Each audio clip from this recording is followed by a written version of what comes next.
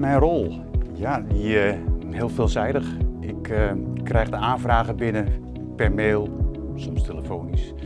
Ik verwerk ze allemaal op verschillende plekken in het systeem.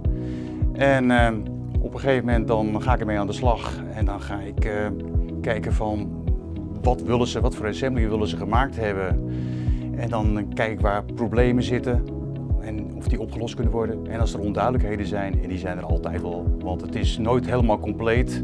Dus je wil liefst gewoon één keer alles goed eruit sturen, dat alles duidelijk is en dat niet nog weer de vraag terugkomt van joh, ja, ik had iets anders verwacht. Dus dan ga je even met de klant bellen of even een Teams-gesprek houden.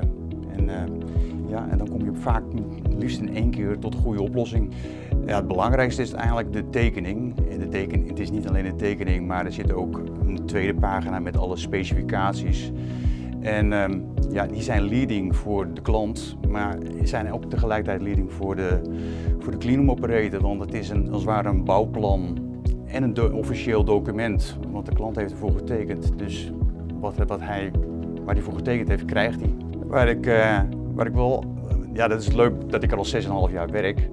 En als ik zie waar ik 6,5 jaar geleden begon en waar ik nu sta, maar niet alleen ik, maar de hele organisatie in zijn geheel, dan denk je, jeetje, hoe hebben we het toen kunnen handelen? Tenminste, de workload die we nu hebben, die zouden we destijds nooit aangekund hebben, maar door ontwikkelingen met automatisering en gewoon dingen goed bijhouden in een systeem, dat je altijd de status weet, oh dat project zit daar, dat project loopt daar, daar moet nu inderdaad eventjes prioriteit aan geven.